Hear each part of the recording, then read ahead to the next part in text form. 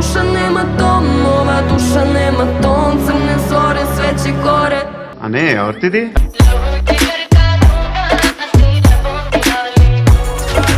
Desperado, in this together we live or we die. Oh, we can go. Thank you so much and time ఇచ్చినందుకు. Thank you so much నన్ను పిలిచినందుకు. కిరాక్ పోరొస్తే side మార్, ఖతర్నాక్ beat వస్తే step మార్ step మార్. మనం చూస్తే foreign అమ్మాయిలా ఉన్నారు. వాళ్ళంటారు ఆటగాళ్ళందరూ అంటారు ఫారెన్ కొంటని.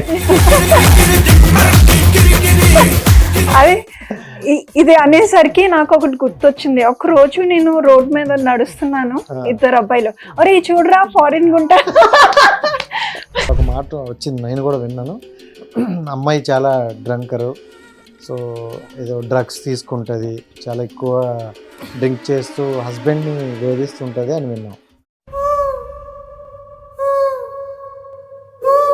రాత్రి పడుకునే ముందు పొద్దున్న లేచి మళ్ళీ డ్రింక్ చేసేదాన్ని. 1 year నా లైఫ్లో అసలు నేను ఏం చేయలేదు, ఫుడ్ కూడా తినలేదు, నేను ఓన్లీ డ్రింక్ చేసేదాన్ని.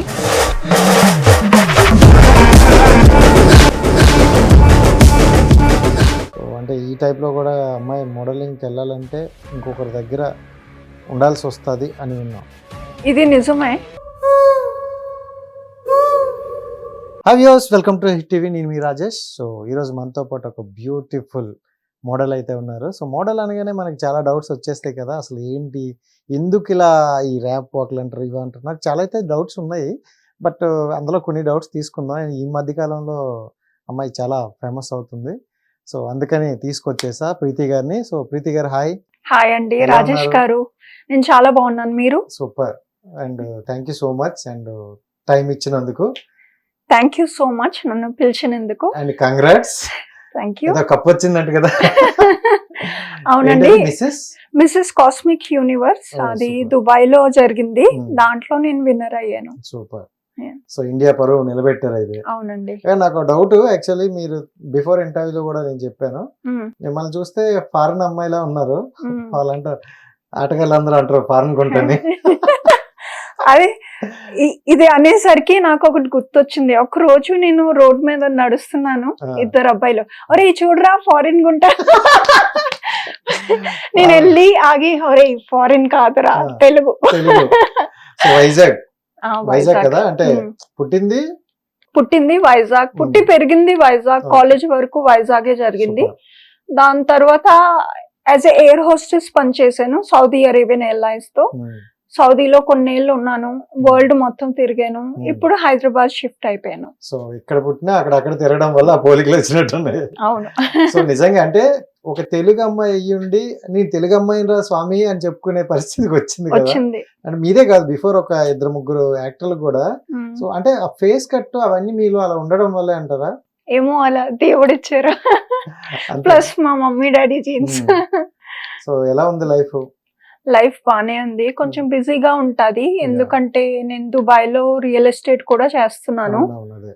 సో ఇక్కడ కొన్ని ఇంటర్వ్యూస్, నా ఫేమ్ కూడా వదులుకోలేను, అందుకే ఇక్కడికి వచ్చి నా ఇంటర్వ్యూస్ ఏదైనా యాడ్ షూట్స్ ఉంటే చేసుకుని మళ్ళీ దుబాయ్కి వెళ్ళి నా పని చేసుకుంటూ ఉంటాను. నేను ఇంత ఫ్రీక్వెంట్ గా రావచ్చు ఎందుకంటే నా జాబ్ శాలరీ బేస్ కాదు, it's only commission base. So నాకు ఈజీగా కొంచెం ట్రావెల్ కి ఈజీ ఉంటది. జనరల్ గా దుబాయ్ వెళ్తే డబ్బులు చాలా సంపాదించవచ్చు అంటారు. మీరు దుబాయ్ లోనే బిజినెస్ చేస్తారు, ఇచ్చే పొజిషన్ లో ఉన్నారు చాలా వరకు. సో ఎన్ని లక్షలు సంపాదించారు? కోట్లైనా?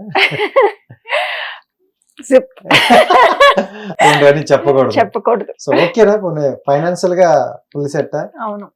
అంటే ఎక్కువగా దుబాయ్ లో గోల్డ్ కి ఇవి ఎక్కువ ప్రయారిటీ ఇస్తారంటారు. మీరు ఏం అలాంటి పెట్టుకోలేదు? నేను పెద్ద డైమండ్ ఫ్యాన్, గోల్డ్ ఫ్యాన్ కాదు. కానీ ఎప్పుడైనా ఒకవేళ పెళ్లి చేసుకోవాలి అనుకుంటే అదైతే 90% ఛాన్సెస్ నో. ఒకవేళ అనుకుంటే అప్పుడు కొంటా. ఎందుకని నో? 90% ఛాన్స్ నో అని ఏంటంటే, అంటే ఆల్రెడీ జరిగింది పెళ్లి ఒకసారి, ఇంకా డివోర్స్ అయింది. టాపిక్ ఆల్రెడీ విన్నాను. సో దాని గురించి నేను అడగకముందు మీరు చెప్పేస్తుంటారు సూపర్. సో అంటే పెళ్ళి అయిపోయింది అండ్ డివోర్స్ అయిపోయి అని విన్నాం కూడా. అండ్ అంటే ఏంటి ఎందువల్ల డివోర్స్ అవ్వాలి? ఎందుకంటే పెళ్ళి అనేది చాలా గ్రేట్ గొప్ప. సో దాని నుండి మళ్ళీ బయటకు వచ్చేయడం అనేది చాలా చాలా మంది బయట అటు ఇటు మాటలు కూడా అంటారు. సో ఎందుకు మీరు డివోర్స్ తీసుకోవాల్సి వచ్చింది? డివోర్స్ ఏంటంటే నేను నా ఎయిర్లైన్స్ జాబ్ మానేసి నేను సాక్రిఫైస్ చేసి పెళ్లి చేసుకొని హౌస్ వైఫ్ అయిపోయాను అనమాట. అప్పుడు నన్ను ఇంట్లో ఉంచి వేరే అమ్మాయితో తిరగడం, సో నా సాక్రిఫైస్ కి అక్కడ నాకు వాల్యూ కనిపించలేదు. సో నేను నా రెస్పెక్ట్ గురించి ఆ రిలేషన్ నుంచి బయటకు వచ్చాను. అవును, డివోర్స్ ఈజీ కాదు. చాలా మంది చాలా మాట్లాడినారు నా గురించి కూడా. అప్పుడు ఒక మాట వచ్చింది, నేను కూడా విన్నాను. అమ్మాయి చాలా డ్రంకరు, సో ఏదో డ్రగ్స్ తీసుకుంటది, చాలా ఎక్కువ డ్రింక్ చేస్తూ హస్బెండ్ ని వేధిస్తుంటది అని విన్నాం. వచ్చాయి రూమర్స్ కూడా వచ్చాయి కదా? నాకు వచ్చాయి, చాలా రూమర్స్ వచ్చాయి. అవును, నేను డ్రింక్స్ చేసేదాన్ని. నా హస్బెండ్ నుంచి విడిపోయాక ఆ బాధని తట్టుకోలేక దేవదాస్ టైప్స్ అయిపోయాను. అంటే నేను తెలివేసి ఉంటే, సెన్సెస్ లో ఉంటే నాకు కష్టంగా ఉండేది. ఆ కష్టం తగ్గాలని నేను చాలా ఎక్కువ డ్రింక్ చేసేదాన్ని. ఆల్మోస్ట్ రాత్రి పడుకునే ముందు పొద్దున్న లేచి మళ్ళీ డ్రింక్ చేసేదాన్ని. కానీ డ్రగ్స్ అన్న విషయం అది రూమర్. నేను ఎప్పుడు డ్రగ్స్ చేసుకోలేదు, నేను ఎప్పుడు చేయను కూడా. ఎందుకంటే నాకు ముందు తెలిసే వాళ్ళు డ్రగ్స్ చేసి ఓవర్ డోస్ అయ్యి చనిపోయారు. సో అది చాలా పెద్ద ట్రామా. అంటే నా ఫ్రెండ్స్ అలా చేసి చనిపోవడం అంటే, మనం మనని ప్రేమించకపోతే అలాంటివి చేసుకుంటాం. సో నాకు నేనంటే చాలా ఇష్టం. నేను నన్ను హర్ట్ చేసుకోను ఎప్పుడు. సో డ్రగ్స్ అలాంటివి అయితే తీసుకోలేదు, ఇంకెప్పుడు తీసుకోను కూడా లైఫ్ లో. డ్రింక్ మానేసారా పోనీ? అప్పుడప్పుడు కొంచెం వైన్ స్కిన్ గురించి. ఓకే. సో అంతేగాని అంత లేదు. అంటే డిప్రెషన్ లోకి వెళ్ళారు బాగా. 1 year నా లైఫ్ లో అసలు నేను ఏం చేయలేదు, ఫుడ్ కూడా తినలేదు. నేను ఓన్లీ డ్రింక్ చేసేదాన్ని. ఫుడ్ ఉంటే తినేదాన్ని, లేకపోతే అలా పడుకునే ఉండేదాన్ని. మా మమ్మీ డాడీ చాలా భయపడ్డారు. నేను సూసైడల్ థాట్స్ వచ్చేవి, ఏమవుతాదో. కానీ అదొక ఫేజ్ అందరి లైఫ్ లో. ఆ ఫేజ్ వల్ల నేను ఇప్పుడు దాన్ని యాజ్ ఏ రివెంజ్ గా తీసుకొని సక్సెస్ వైపు వెళ్తున్నాను. అంటే డిప్రెషన్ కి వెళ్ళినంతగా ఏం చూసారు? అంటే జనరల్ గా ఒక అమ్మాయితో తిరుగుతున్నాడు మా హస్బెండ్ అంటే జస్ట్ కౌన్సిలింగ్ ఇస్తావు, లేకపోతే ఏదో ఒకటి చెప్తారు, ఇలా ఉంటది. బట్ మనం డిప్రెషన్ వరకు వెళ్ళామంటే అవతల వ్యక్తి ఇంకొక అమ్మాయితో గానీ అబ్బాయితో గానీ ఫిజికల్ గా కలిస్తే మనకు ఆ థాట్ ని తట్టుకోలేక వెళ్తారు. సో మీరు అలాంటిది ఏమైనా చూసారా? ఫిజికల్ ఇంకా అమ్మాయితో ఆయన ఎమోషనల్ గా అటాచ్ కూడా అయిపోయారు. సో నేనేంటంటే అప్పుడు కొంచెం లావ్ అయిపోయాను, హౌస్ వైఫ్ గా అయిపోయి నేను నన్ను ప్రేమించడం మర్చిపోయాను అనమాట. నేను 90 kilos అయిపోయినప్పుడు సో ఆంటీ లాగా కనిపించడం స్టార్ట్ అయిపోయాను యంగ్ ఏజ్ లో కూడా. సో నాకు తెలిసి అది నా తప్పు అవ్వచ్చు, కానీ ఒకరిని ప్రేమిస్తే ఫిజికల్ అపియరెన్స్ ఎప్పుడు మ్యాటర్ కాకూడదు. ఇప్పుడు నాకు నా హస్బెండ్ మనస్సు నచ్చాలి. ఆయన ఎలా కనిపిస్తే ఇప్పుడు బ్యూటీ ఉంటది, రేపు లేకపోవచ్చు, ఉండదు కూడా. అవును. సో ఆయన నన్ను యాజ్ ఏ అవుటర్ పర్సన్ చూసారేమో, నా లుక్స్ ని చూడలేదేమో. So it's okay. సరే, అక్కడి నుండి వచ్చాక అంటే మీరు అనుకున్నారా, నేను లావుగా ఉండడం వల్ల అతను నన్ను ఇలా రిజెక్ట్ చేశాడు, నేను మళ్ళీ తగ్గాలి, డైట్ చేయాలి అనుకుంటేనే ఇలా తయారైనారా? అవును, నిజంగా నేను అనుకున్నాను. ప్లస్ చాలా మంది నాకు నా ఫ్రెండ్స్ లోనే చెప్పారు. అంటే ప్రీతి, ఒక నిజం మాట చెప్తాను, అబ్బాయిలు వైఫ్ లావ్ అయిపోతేనే వేరే అమ్మాయిల దగ్గరికి వెళ్తారు, అప్పుడే జరుగుతుంది ఇవన్నీ. సో అది నాకు చాలా హిట్ అయింది. అంటే నేనేమనుకున్నానంటే నా హస్బెండ్ కి నేను యాజ్ ఎ పర్సన్ ఇష్టం. నేను ఎప్పుడు అనుకోలేదు నేను లావ్ అయిపోవడం వల్ల నా లైఫ్ లో ఇలా మొత్తం టర్న్ అయిపోద్ది అని. సో దాని తర్వాత ఫిట్నెస్ ఏదైతే స్టార్ట్ చేశానో అప్పుడు 2015లో ఇప్పుడు వరకు నేను జిమ్ మొదలు. మరి మీరు చెప్తుంటే నాకు అంటే మీ మాటల్లో నాకు కొంచెం జెన్యూనిటీ అర్థమవుతుంది. బట్ మీ మీద రూమర్ అయితే ఎందుకు అలా వచ్చింది? ఆవిడ వేరే వాళ్ళతో ఎఫ్ఐఆర్ పెట్టుకోండి, తాగిన తర్వాత ఎలా ఉంటుందో తెలీదు, సో బాయ్స్తో సమ్ ఎక్స్ లా ఉంటారు అని ఇలాంటి రూమర్లు ఎందుకు వచ్చాయి? ఎంత హస్బెండ్ అనే వ్యక్తులు అలా పెట్టరు కదా. సో ఏదో అంటారు నిప్పు లేని పొగరాలు తర్వాత, ఎందుకు అంత రూమర్లు వచ్చాయి? ఇప్పుడు ఇండియాలో ఏంటంటే అబ్బాయిలు ఏం చేసినా తప్పు కనిపించదు. అమ్మాయిలు ఏదైనా చిన్న తప్పు చేసుకుంటే దాన్ని పెద్ద నిప్పుని అగ్గిగా చూపిస్తారు. సో నేను డ్రింక్ చేసేదాన్ని, దాన్నే పట్టుకొని ఎఫేరు ఇవి అవి అన్ని చాలా రూమర్స్ వచ్చాయి. ఆర్ మేబీ డివోర్స్ అప్పుడు నాకు ఏదైనా అలిమనీ ఇవ్వాలేమో, డబ్బులు ఇవ్వాలేమో, నన్ను కిందగా చూపెడితే దాన్ని అవాయిడ్ చేయొచ్చు అని చెప్పుంటాడు. So it's okay. అంటే నాకు తెలుసు, మా పేరెంట్స్ కి తెలుసు, నా ఫ్యామిలీ మెంబర్స్ కి నేనేం ఏంటని. ఇప్పుడు మీ హెల్ప్ ద్వారా నేను చెప్పుకోగలుగుతున్నాను మొత్తం వరల్డ్ కి నేను ఏంటని. సో అంటే కొంతమంది అంటారు ఏదో don't judge a book K cover అన్నట్టు, అవును, మనిషిని చూసి జడ్జ్ చేసేస్తారు అనమాట. అవును. సో మీరు యాజ్ ఏ మోడల్ కాబట్టి మీ లుక్ అలా ఉండకపోతే అది అలా ఉండాలి, అది తప్పదు. బట్ అది చూసి చాలా మంది జడ్జ్ చేసేస్తారు కదా. సో రైట్, ఇప్పుడు మోడల్ గా వెళ్దాం. మోడల్ దగ్గరికి అసలు మోడలింగ్ అంటేనే చాలా కాంపిటీషన్ ఫీల్డ్. సో ప్రతి అమ్మాయి ఇంకా మోడల్ అవ్వాలనుకునే వాళ్ళు చాలా చాలా విధాలుగా ట్రై చేస్తారు. సో మీరు స్టార్టింగ్ నుండి చూసుకుంటే ఒక మంచిగా వెళ్దామని వెళ్ళారు, ట్రై చేశారని తెలుసు. బట్ ఈ వేలో కూడా వేరే వ్యక్తులు తగులుతారు. సో అంటే ఈ టైప్ లో కూడా అమ్మాయి మోడలింగ్కి వెళ్ళాలంటే ఇంకొకరి దగ్గర ఉండాల్సి వస్తుంది అని విన్నాం. ఇది నిజమే. ఎందుకంటే కొన్ని ఏళ్ళ ముందు నాకు ఒక మూవీ ఆఫర్ వచ్చింది.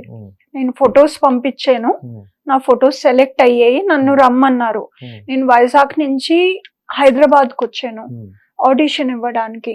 సో ఆడిషన్ లో నాకు ఫస్ట్ క్వశ్చన్ ఏం అడిగారంటే, మేడం అక్కడ నిల్చోండి అన్నారు. నిల్చున్నాను. మీ టాప్ తీయండి, మీ ఫిగర్ చూడాలి అన్నారు. సో నాకు అప్పుడు అనిపించింది, ఇప్పుడు నా ఫేస్ బాగుంటే ఓకే, సెకండ్ మీరు నా యాక్టింగ్ చూడాలి కానీ నన్ను టాప్ తీయమని అనకూడదు. Okay, figure important. అలాంటప్పుడు అనాలి, మీరు సాడీ కట్టుకుని రండి, లేకపోతే ఏదొకటి ఉండాలి, లేకపోతే మీ యాక్టింగ్ చూపెట్టండి. సో అది నాకు నచ్చలేదు. అప్పుడు నేను అనుకున్నాను ఇండస్ట్రీ నాకు కాదు అని, ఇది వదిలేసి నేను ఎయిర్లైన్స్ వైపు వెళ్ళిపోయాను. అంటే డైరెక్టర్ అన్నారా లేకపోతే అసిస్టెంట్ డైరెక్టర్ అన్నారు. అది మీరు అడిగారా ఎందుకు అని, లేకపోతే ఏమైనా తీసి చూపించారు? లేదు, నేను తీసి చూపెట్టలేదు. నాకు వద్దండి, thank you so much sir, మీరు నా యాక్టింగ్ చూస్తారని నేను ఇంత దూరం నుంచి వచ్చాను, అది కూడా మా మమ్మీ ముందు అన్నారు. సో నాకు ఇంకా దాని తర్వాత వచ్చి అక్కడ మీకు సంబంధించిన మమ్మీ డాడీ ఎవరో ఉన్నప్పుడు, అంటే అలాంటి టైంలో కూడా అలాగే ఎందుకు అన్నారు అసలు? అంటే అక్కడ వేరే ఉద్దేశం కూడా ఉండదు కదా. సో అలా ఉండేటప్పుడు మీరు ఏం చెప్పలేదా? నేను అన్నాను, సార్ ఇలా అయితే నా వల్ల కాదు, మీరు యాక్టింగ్ స్కిల్స్ చూస్తారేమో అనుకున్నాను, థ్యాంక్ యూ సో మచ్ మీరు పిలిచినందుకు అని నేను వెళ్ళిపోయాను. ఎందుకంటే అక్కడ వాళ్ళతో గొడవ పెట్టుకుని, నాకు హైదరాబాద్ లో అప్పుడు ఎవరు తెలీదు, గొడవ పెట్టుకుని ఏదైనా, మేమిద్దరం ఫీమేల్స్ వచ్చాం. సో అందుకే మంచిగా చెప్పి కట్ చేయడం బెటర్ అని మంచిగా చెప్పి నేను బయటకు వెళ్ళిపోయాను. కానీ ఇప్పుడు ఈ ప్లాట్ఫామ్ దొరికిందని నేను మాట్లాడుతున్నాను దాని గురించి. ఆ తర్వాత ఎప్పుడు మరి ఇండస్ట్రీ వైపు అడగలేదు? ఇంకేం ఛాన్సెస్ లేదు. దాని తర్వాత మొత్తం నేను జాబ్ లో బిజీ అయిపోయాను. దాని తర్వాత మ్యారేజ్, దాని తర్వాత ఇప్పుడు నాకు అనిపిస్తుంది ఇప్పుడు వరల్డ్ చాలా ఈజీ. అంటే అమ్మాయిలు దొరకడం పెద్ద విషయం కాదు, అమ్మాయిలు ఈజీగా దొరుకుతారు. అప్పుడేమో అమ్మాయిల్ని ఇలా యూజ్ చేయడం ట్రై చేసేవారు, మూవీలో ఛాన్స్ ఇస్తానని యూజ్ చేయడానికి ట్రై చేసేవారు. ఇప్పుడు వరల్డ్ ఈజీ, ఇప్పుడు టాలెంట్ ని చూస్తారు. సో టాలెంట్ దొరకడం కష్టం, అందం దొరికేస్తుంది, అమ్మాయి దొరికేస్తుంది, డబ్బులు దొరికేస్తుంది, టాలెంట్ కష్టం. సో ఇప్పుడు people are looking into talent అనుకుంటాను. సో మరి అది ఇప్పుడు ట్రై చేస్తున్నారా? ట్రై చేస్తున్నా. అంటే ఇప్పుడు ఇండస్ట్రీ అంటే కొంతమందికి ఇలాంటి మాటలు వస్తున్నాయి, ఇలాంటి ఫేస్ చేసామంటారు. మేము అడుగుతుంది కూడా మీలాంటి వాళ్ళు ఫేస్ చేశారు కాబట్టి ఇంకొంతమంది కూడా అడుగుతుంటాం. అంతేగాని మేము ఏదో మిమ్మల్ని ఇబ్బంది పెట్టాలని కాదు. అండ్ ఇంకోటి ఏంటంటే ఇప్పుడు ఇదే మ్యాటర్ మీ మోడలింగ్ లో కూడా ఉంటదని విన్నా. సో అంటే కొత్తగా వచ్చే మోడల్స్ కి ఛాన్స్ రావాలన్నా, వాళ్ళు టాలెంట్ చూపించుకోవాలన్నా డౌన్ లో ఇలాంటి ఫేస్ చేస్తూ వస్తారని విన్నా. అవునా? లేదు, ఇప్పుడైతే అలా లేదు. ఇప్పుడు మోడలింగ్ ఏజెన్సీస్ ఉన్నాయి. ఛాన్స్ దొరకాలంటే ఒక 10 lakhs 20 lakhs డిపాజిట్ చేయాలి. సో అప్పుడు మీకు ఛాన్స్ వస్తుంది. సో ఇప్పుడు it's all about money. So అది మాత్రం కరెక్టే, ఎందుకంటే చాలా చూస్తున్నాం.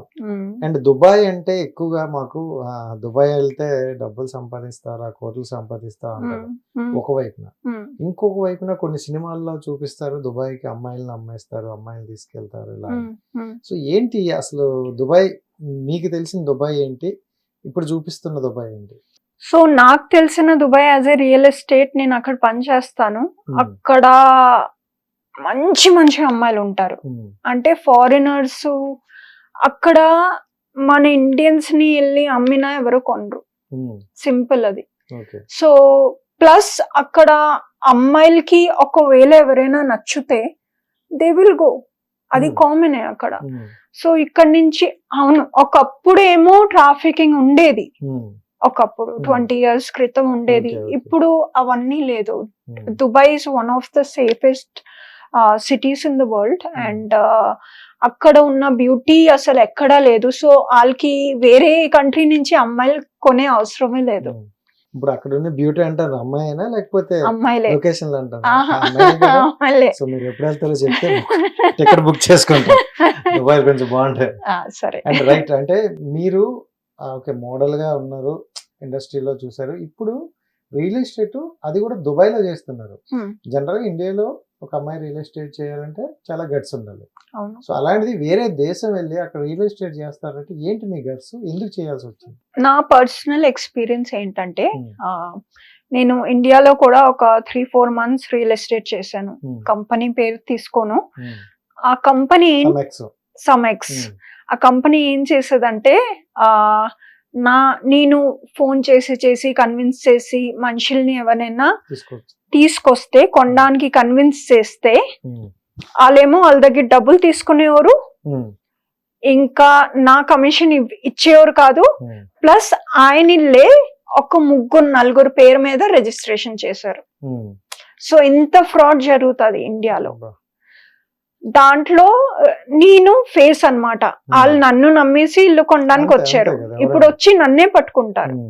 సో నాకు ఇలాగా రిస్కీ ఫీల్డ్ లో వద్దు. దుబాయ్ లో అంతా రియల్ ఎస్టేట్ మొత్తం గవర్నమెంటే మానిటర్ చేస్తుంది. ఇప్పుడు మీరు డబ్బులు పంపించిన ఇల్లు కొనడానికి ఆ బ్యాంక్ అకౌంట్ అండర్ గవర్నమెంట్ ఉంటది. సో మీ డబ్బులు సేఫ్, అక్కడ ఫ్రాడ్ అవ్వదు, మా కమిషన్ మాకు వచ్చేస్తుంది, రెండో వ్యక్తి కొనడానికి అవ్వదు. సో అంతా రిజిస్టర్డ్ ఆన్లైన్ మొత్తం. ఇప్పుడు మీ పేరు మీద ఇల్లు ఉంటే మీ పేరు కొడితే మీ అండర్ లో ఏమేమి ఇల్లులు ఉన్నాయి కూడా వచ్చేస్తుంది. సో యుఎస్ లాగా. సో ఎన్ని మీరు ఒక వ్యక్తి ఎన్ని కొనొచ్చు అక్కడ? ఎంతైనా కొనుక్కోవచ్చు, మీ ఇష్టం. కొన్ని రెస్ట్రిక్షన్ ఉంటాయేమో, ఇంతే ఉంటది అంటే ఒక మనిషి అలా లేదు. కొన్ని ఏరియాస్ రెస్ట్రిక్షన్ ఉన్నాయి. ఆ ఏరియాస్ లోకల్సే కొనొచ్చు, అరబిక్ పీపుల్. వేరే ఏరియాస్ ఫారినర్స్ కొనొచ్చు. ఇప్పుడు మీరు దుబాయ్ లో రియల్ ఎస్టేట్ చేయాలనుకున్నప్పుడు అక్కడ ఏమైనా గ్రౌండ్ వర్క్ చేశారా, ఇలా ఉండాలి ఇలా అని?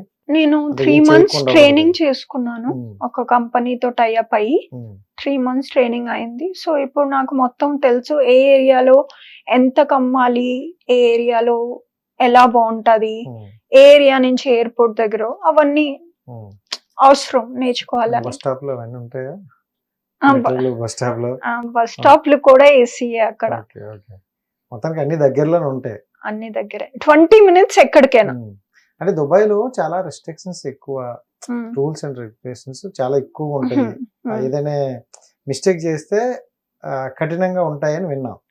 సో అంటే పెద్ద మిస్టేక్లు కాకపోయినా చిన్న చిన్నవి కూడా, అవన్నీ మీరు వచ్చే కస్టమర్లకు చెప్తారా? దానికి ఇంత జరిమానా కూడా చాలా ఎక్కువలో ఉంటాయని చెప్తారా? అవన్నీ చెప్తాం.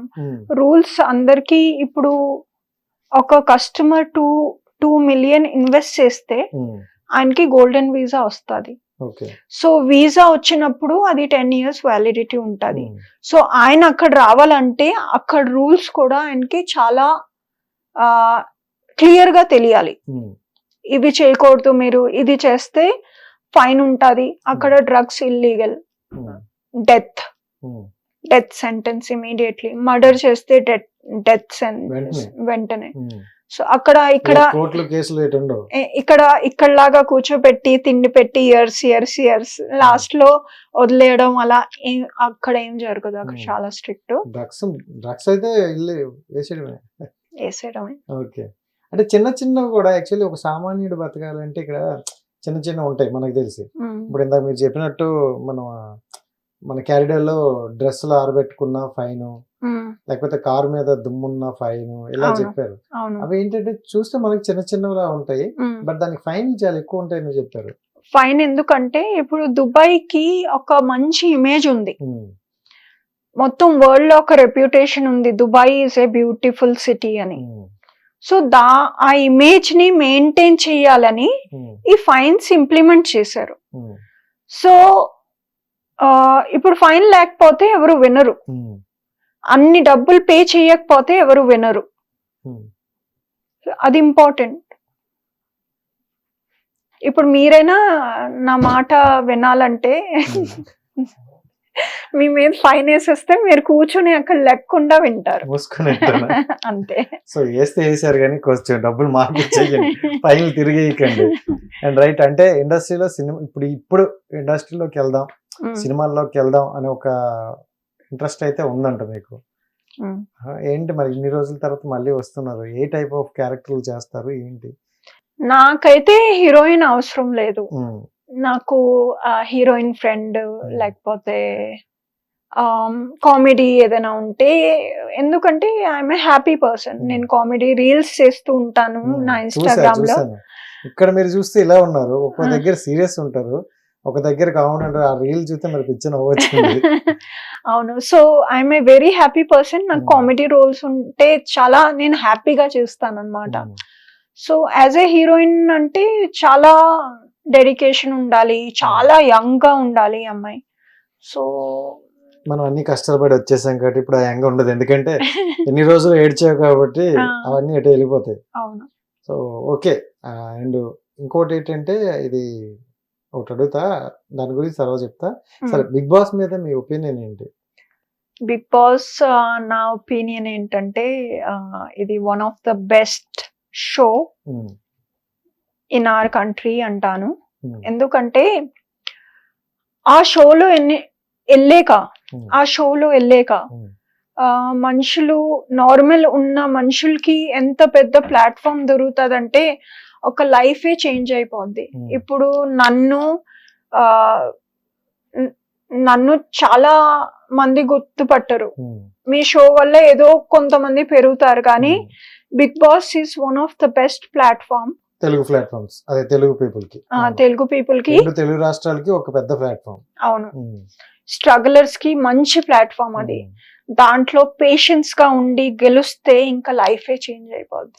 అందులోకి వెళ్తేనే ఫస్ట్ చేంజ్ అయిపోద్ది, ఎందుకంటే ఐడెంటిఫై వస్తుంది. ప్రతి ఒక్క యాక్టర్ కావచ్చు, ఆర్టిస్ట్ అవ్వచ్చు, మీలా మోడల్ అవ్వచ్చు, ఎవరికైనా recognition is very important. Correct. మనం ఇన్ని రోజులు పడ్డ కష్టం నలుగురు తెలియాలనే కదా. అలాంటిది అంటే ఒక బెస్ట్ రికగ్నిషన్ ఇచ్చి బయట పంపిస్తారు బయటకు. అవును. సో ఓకే, ఛాన్స్ ఇస్తే వెళ్తారా? 100%. అంటే కాదు, ఛాన్స్ ఇస్తే ప్రతి ఒక్కరు వెళ్తారంటారు, వితౌట్ పేమెంట్ వస్తే వెళ్తారా? ఎందుకంటే ఇప్పుడు మీరు, నాకు తెలిసి ఇక్కడ ఒక 1 month అయింది హైదరాబాద్ వచ్చి. సో అంతవరకు మీకు ఫోన్ చేసా, దుబాయ్ లోనే ఉన్నారు రాజేష్ గారు అన్నారు. మళ్ళీ ఇప్పుడు 1 month తర్వాత రేపే మరి ఫ్లైట్, మళ్ళీ వెళ్ళిపోతున్నారు. అంటే మీరు ఉండే 4-5 months లో 1 month ఇక్కడ ఇవ్వగలరు, అక్కడ కూడా ఇక్కడ ఉన్న క్లయింట్లు గ్యాదర్ చేసుకుంటూ మళ్ళీ తీసుకెళ్తారు. సో బిగ్ బాస్ అనేది ఒక 3 months, ఎప్పటికి 4 months ఉండిపోవాల్సి వస్తుంది. సో మీ టైం బాగుంటే లాస్ట్ వరకు ఉండగలరు. ఈ 4 months లో మీరు సంపాదించుకునేది ఆల్రెడీ మీరు చెప్పారు, చెప్పకూడదని. సో ఖచ్చితంగా సంపాదించుకుంటారు. సో అవన్నీ పక్కన పెట్టేసి వాళ్ళ నుండి కూడా రెమ్యునరేషన్ రాదు అంటే డేర్ చేస్తారా? తప్పకుండా. ఆ ఫేమ్ వస్తే, ఆ ఫేమ్ వచ్చాక, ఆ బిగ్ బాస్ హౌస్ నుంచి బయటకు వచ్చాక అవన్నీ వచ్చేస్తాయి. సో ఓకే, ఎలా వెళ్ళాయి అలా వచ్చేస్తాయి అంటారు. అవును. సో ఫైనల్ మీ డ్రీమ్ ఏంటి? నాకు ఒక ఫార్ములా ఉంది.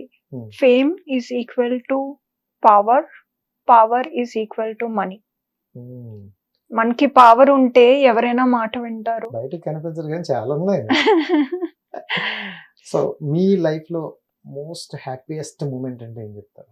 హ్యాపీయెస్ట్ మూమెంట్ నేను క్రౌన్ గెలిచినప్పుడు, నా ఫ్యామిలీ హైదరాబాద్ కి మూవ్ అయినప్పుడు. నేను ఇక్కడ ఒక్కదాన్నే ఉండేదాన్ని కదా, నేను చాలా అటాచ్డ్ నా ఫ్యామిలీతో. సో వాళ్ళు దూరంగా వైజాగ్ లో ఉండేవారు, నాకు చాలా హోమ్ సిక్ అయిపోయేది. సో వాళ్ళు వచ్చేసారు ఇప్పుడు హైదరాబాద్ లో. అదే హ్యాపీయెస్ట్ మూమెంట్. ఇంకా నా క్రౌన్ నేను గెలిచినప్పుడు, దాని తర్వాత దుబాయ్ న్యూస్ లో నేను రావడం, ఫ్రంట్ పేజ్ లో నేను రావడం, అవన్నీ హ్యాపీయెస్ట్ మూమెంట్. న్యూస్ లో కూడా ఎస్.